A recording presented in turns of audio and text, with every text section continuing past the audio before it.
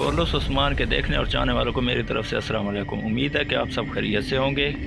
آج ہم کورلس عثمان سیزن 3 کے ایپیسوڈ 85 کے بارے میں مزید بات کریں گے۔ قسط نمبر 85 کے ٹریلر میں آپ نے دیکھا ہوگا کہ عثمان بے نے ایک نئے آنے والے دشمن کا ذکر کیا۔ وہ نئے آنے والا دشمن کون ہوگا؟ مزید آج کی ویڈیو میں آپ کو بتائیں گے کہ وزیر علم شاہ کوہ نور کی غداری کے بارے میں جان چکا۔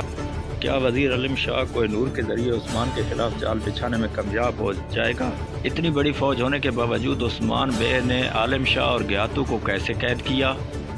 اور سلطان مسعود عثمان بے کو غداری کی کیا سزا دینے والے ہیں؟ یہ دلچسپ اور اہم معلومات جاننے کے لیے ہمارے چینل کو سبسکرائب کر لیں اور ویڈیو کو آخر تک لازمی دیکھیے گا۔ بات کریں گیاتو اور وزیر علم شاہ کی کہ وزیر علم شاہ اور گیاتو کیسے پکڑے گئے، تو آپ نے پچھلی قسط میں دیکھا کہ عثمان بے بندوق کے ذریعے تمام قبائل کو خط بھیجتا ہے کہ ہمیں سپاہی فراہم کیے جائیں۔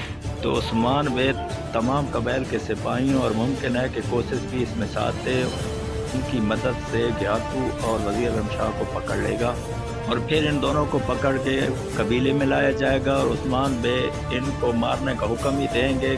وہیں پر سلطان مسعود کی انٹری ہو جائے گی اور وہاں پہ سلطان مسعود پھانسی رکوانے کے ساتھ ساتھ شہید عثمان بے کو قید کرنے کا بھی فرمان جاری کر دے، کیونکہ جلالی سلطان مسعود کو بتاتا ہے کہ عثمان بے نے بغاوت شروع کر دی ہے اور وہ اپنی ایک الگ ریاست بنانا چاہتا ہے۔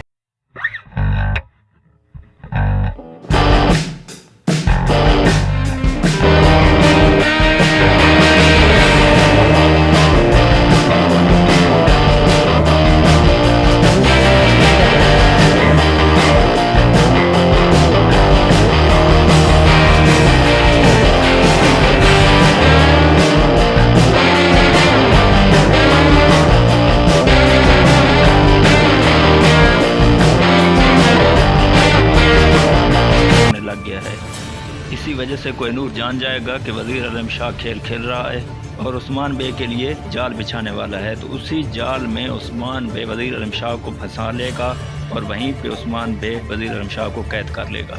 اب بات کریں اس دشمن کی جس کا عثمان بے ذکر کر رہے ہیں، تو ہمارے خیال میں وہ درمیان والوں کی ہی بات کر رہے ہوں گے، کیونکہ انہوں نے ہی عثمان پہ حملہ کر کے گیاتو اور وزیر علم شاہ کی جان بچائی تھی۔ نئے دشمن بھی آنے والے ہیں، ان کے بارے میں ہم اگلی ٹریلر میں انشاءاللہ آپ کو بتائیں گے۔ اب ہمیں دیجیے اجازت اور کامنٹ کے ذریعے اپنی رائے ضرور دیجیے گا اور سبسکرائب ضرور کر لیجیے گا۔ تو ہمیں یاد رکھیے گا۔ اللہ حافظ۔